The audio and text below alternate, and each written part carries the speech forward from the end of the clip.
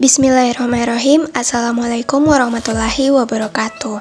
Perkenalkan, nama saya Sri Rizka Wahyu Susana dengan nomor stambuk F2019-01055. Saya merupakan mahasiswa dari program studi S1 Farmasi di Universitas Mandala Waluyo Kendari. Nah, di video ini saya akan memaparkan sedikit materi mengenai anti kanker, di mana video ini saya buat guna untuk memenuhi tugas ujian akhir semester pada mata kuliah Farmakologi 2. Adapun pokok bahasan yang saya akan bahas, yang pertama definisi, kedua jenis-jenis kanker, ketiga penggolongan senyawa anti kanker, keempat mekanisme kerja anti kanker, kelima, mekanisme terjadinya sel kanker dan penyebab kanker, serta terapi pengobatannya. Baik, langsung saja pada definisi, di mana definisi kanker adalah penyakit akibat mutasi sekumpulan gen pada sel tubuh yang mengatur proses-proses penting seperti siklus pembelahan sel, pengaturan kematian sel atau apoptosis, dan pertahanan kestabilan atau integritas genom atau bentuk jamak dari gen. Nah, kanker ini terjadi karena ada kerusakan atau informasi proto-onkogen dan supresor gen sehingga terjadi perubahan dalam cetakan protein dari yang telah diprogramkan semula yang akan mengakibatkan timbulnya sel kanker. Karena itu terjadi kekeliruan transkripsi dan translasi gen sehingga terbentuklah protein abnormal yang terlepas dari kendali pengaturan normal dan tidak ada koordinasi pertumbuhan dan diferensiasi sel menjadi tidak terkendali. Selanjutnya jenis-jenis kanker, di mana jenis-jenis kanker ini terdiri dari 6. Yang pertama, kanker serviks, kedua kanker endometrium, ketiga kanker ovarium, keempat kanker vagina, kelima kanker vulva, yang terakhir kanker payudara. Untuk yang pertama, kanker serviks, di mana kanker ini terjadi karena kanker serviks ini sangat erat hubungannya dengan proses metaplasia, di mana masuknya bahan-bahan yang dapat mengubah perangai sel secara genetik atau mutagen pada saat fase aktif metaplasia itu nanti akan menimbulkan sel-sel yang berpotensi ganas. Adapun faktor resiko kanker serviks ini, yang pertama hubungan seksual, kedua juga karakteristik partner, kemudian merokok, riwayat ginekologis, kontrasepsi oral, diet, serta faktor sosial dan pekerjaan. Kemudian yang kedua kanker endometrium, di mana kanker ini merupakan kanker yang sering dialami oleh wanita dan kanker ini bersifat endometrioid, yaitu berasal dari lapisan uterus. Faktor resiko kanker endometrium ini yang pertama ada obesitas, kemudian menopause lambat, ada juga riwayat infertilitas serta riwayat diabetes, kemudian usia yang lebih tua, hipertensi, serta penyakit kandungan empedu dan juga merokok. Kemudian yang ketiga kanker ovarium, di mana kanker ovarium ini merupakan penyebab utama kematian akibat kanker.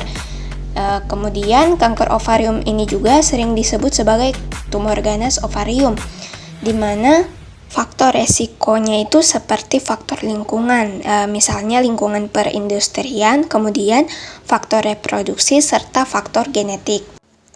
Keempat, kanker vagina, di mana kanker ini jarang terjadi dan biasanya perlu beberapa tahun untuk muncul. Kanker vagina ini sering juga disebut sebagai neoplasia intraepitel vaginal, dan kemudian dia ini sering muncul bersama dengan karsinoma in situ yang juga diinduksi oleh virus human papilloma.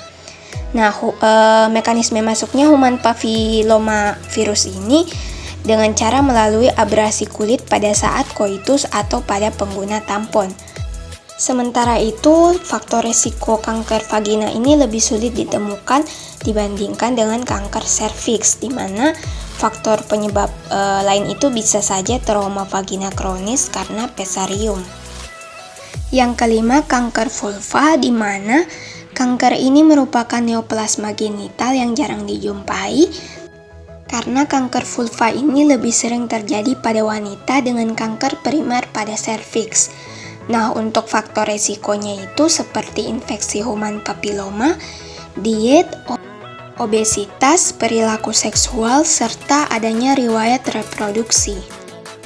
Dan yang terakhir, kanker payudara, di mana kanker ini merupakan keganasan pada jaringan payudara yang berasal dari epitel ductus maupun lobulusnya.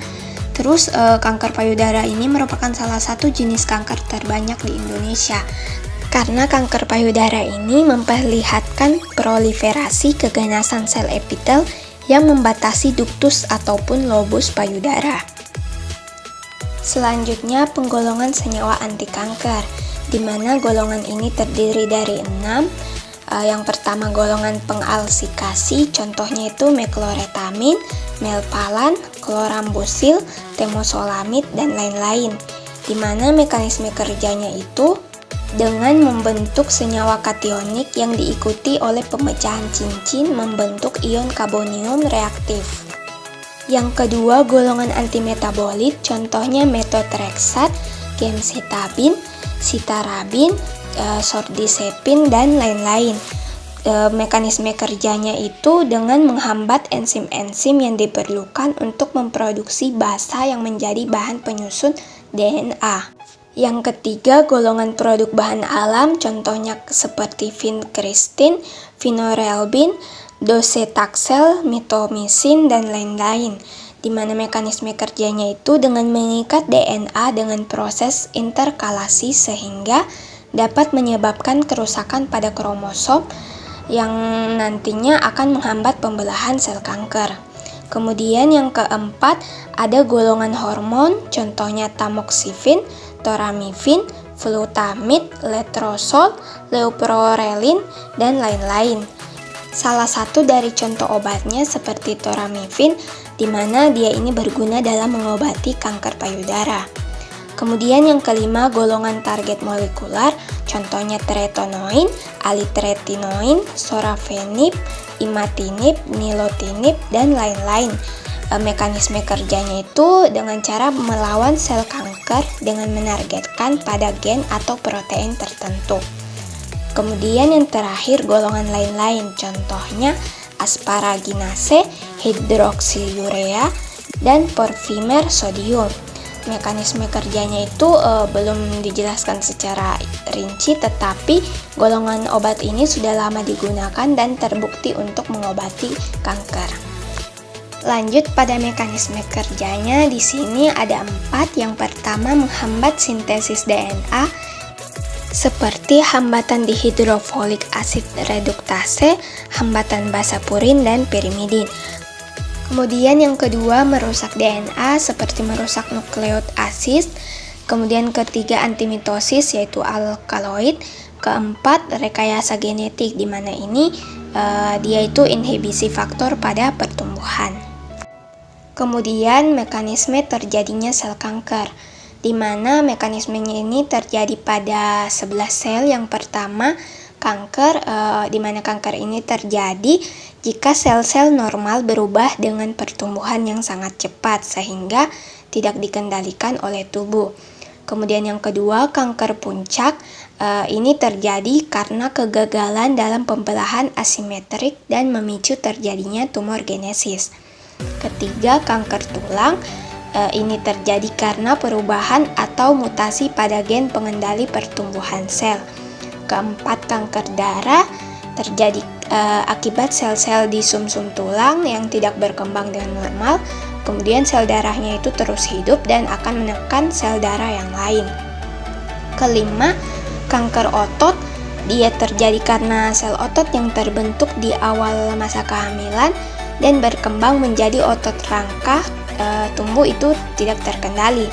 Kemudian yang keenam, kanker lemak, dia terjadi karena akibat genetik atau terkena paparan zat kimia seperti arsenik, dioksin, dan herbisida. Yang ketujuh, kanker kulit, dia terjadi karena akibat paparan sinar matahari yang berlebihan seperti sinar UV yang dapat merusak kulit dan memicu pertumbuhan yang tidak normal.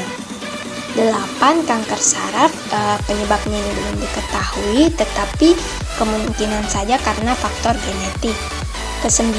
Kanker endotel, kanker ini sama seperti kanker saraf, penyebabnya belum diketahui, tetapi kemungkinan karena faktor genetik juga. Yang ke-10, kanker kelamin.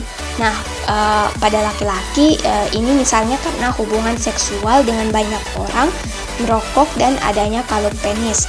Sedangkan pada wanita, dia itu menggunakan hormon sintetik dietilstilbesterol pada saat melakukan hubungan seksual sejak dini. Dan yang terakhir, kanker pankreas terjadi karena adanya mutasi DNA sehingga sel nanti akan mengalami pertumbuhan sel yang berlebih. Kemudian ada juga terapi pengobatan kanker. Di sini meliputi pembedahan, radiasi, kemoterapi, endokrinoterapi, dan imunoterapi.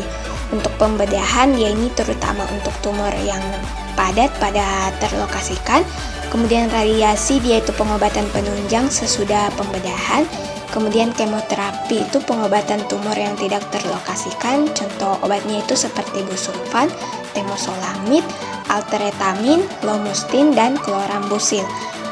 Terus endokrinoterapi itu penggunaan hormon tertentu untuk pengobatan tumor pada organ yang proliferasinya bergantung pada hormon.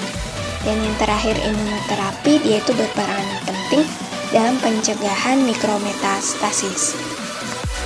Dan di sini juga ada penyebab kanker, meliputi seperti faktor lingkungan, di mana dia itu paparan zat karsinogen seperti asap rokok, bensen, aflatoksin, asbes, serta asap kendaraan.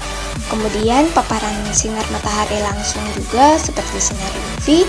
Nah, juga di sini ada virus seperti DNA atau RNA. Kemudian diet juga, dan alkohol. Selanjutnya ini gambaran sel normal, di mana semua organisme itu memulai kehidupannya dari satu sel tunggal.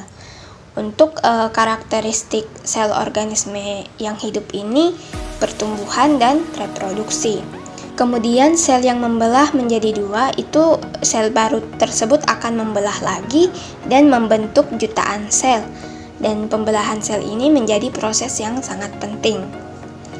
Kemudian pada sel-sel kanker yang tidak terdapat sistem kontrol itu akan mencegah sel tumbuh berlebih dan penyusupan sel ke jaringan lain. Abnormalitas sel kanker ini diakibatkan dari mutasi gen yang mengatur pembelahan sel. Akibatnya, sel-sel yang bermutasi itu akan jauh lebih cepat dalam memperbanyak diri dibandingkan sel-sel normal lainnya. Mungkin hanya itu yang bisa saya paparkan dari materi anti kanker ini. Semoga bermanfaat dan mohon maaf bila ada salah kata yang kurang jelas juga. Terima kasih saya ucapkan.